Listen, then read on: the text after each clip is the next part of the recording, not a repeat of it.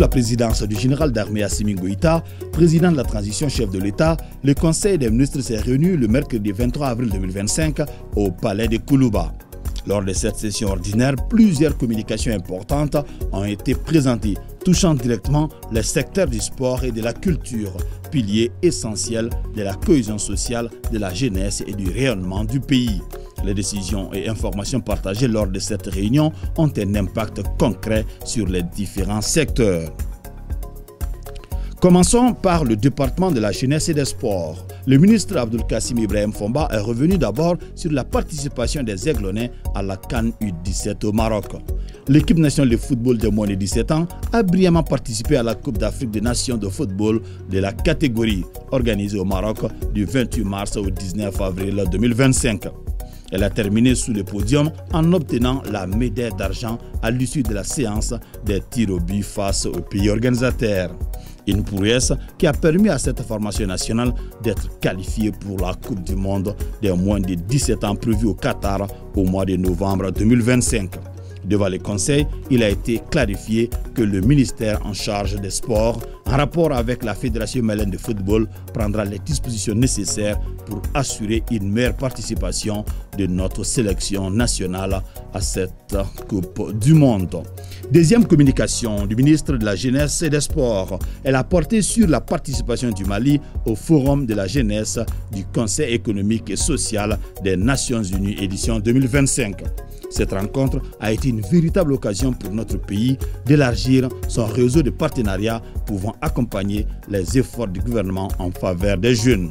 La délégation malienne était conduite par le ministre en charge de la jeunesse.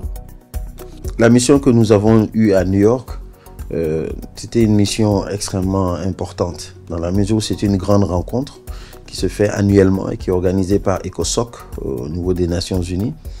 Et dans ce cadre-là, c'est de réunir toute la jeunesse mondiale afin qu'on puisse parler, nous, au niveau des ministères en charge de la jeunesse, des différents pays du monde et les jeunes eux-mêmes. Il s'avère que cette rencontre de cette année a été la plus importante jamais organisée par ECOSOC. Je pense que ça a été vraiment une rencontre très profitable pour nous. Parce que ça nous a aidé également à augmenter notre réseautage. Pendant un moment, nous avons constaté qu'il y a beaucoup d'initiatives jeunesse où le Mali avait peut-être été un peu écarté.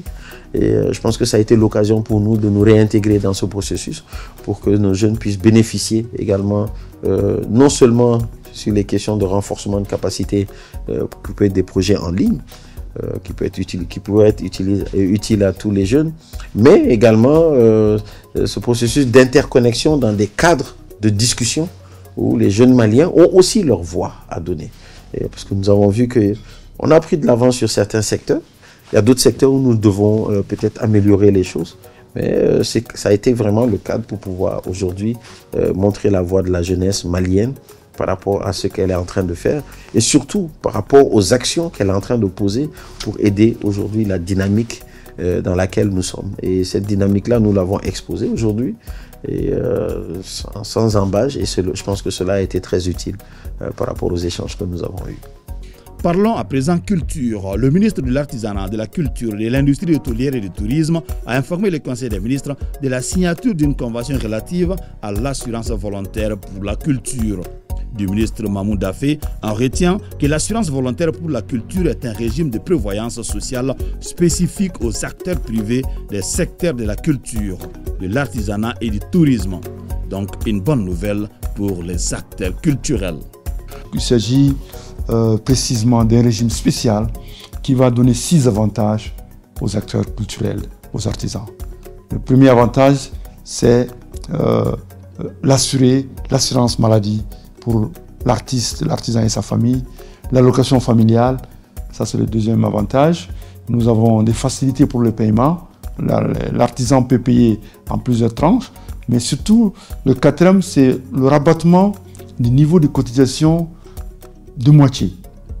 Aujourd'hui, avec 4 750 francs, un artisan, un artiste bénéficiera de ce régime spécial qui va non seulement couvrir toute sa famille avec les systèmes de protection de santé, Et sa famille va avoir une allocation familiale, mais il va pouvoir avoir une retraite, une pension alléchante par rapport à cela. Et mieux, le sixième avantage, il y avait toujours une difficulté avec une faiblesse au niveau des artisans et des artistes.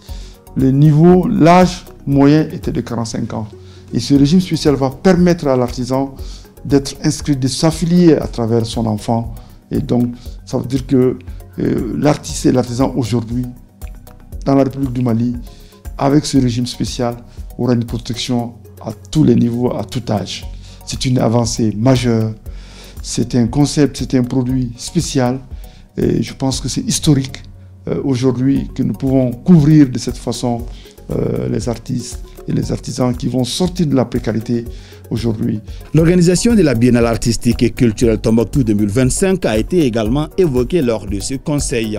L'édition 2025 qui se tiendra à Tombouctou sera placée sous le régime de l'année de la culture avec pour thème la culture, socle pour l'ancrage de la 4e République. Le ministre de la Santé et du Développement social a informé le Conseil des ministres de la situation épidémiologique du pays, marquée notamment par une augmentation du nombre de cas confirmés de dengue comparé à celui de la semaine écoulée. Le président de la transition, chef de l'État, a cependant appelé la population au respect strict des mesures de prévention et de lutte contre les maladies.